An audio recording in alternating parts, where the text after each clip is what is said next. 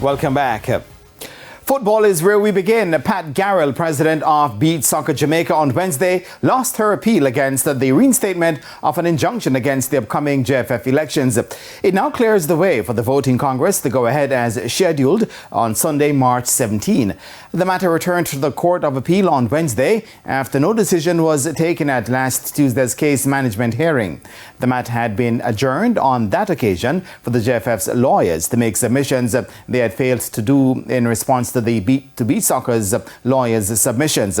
The attorney representing the JFF is Casey and Kennedy Sherman. Of the JFF and stated that the appeal is dismissed and costs is awarded to the JFF to be agreed or taxed. In light of this ruling, the JFF will be proceeding with their elections, which are scheduled for March 17, 2024, and we have instructions to pursue all cost orders against Ms. Patricia Garrell.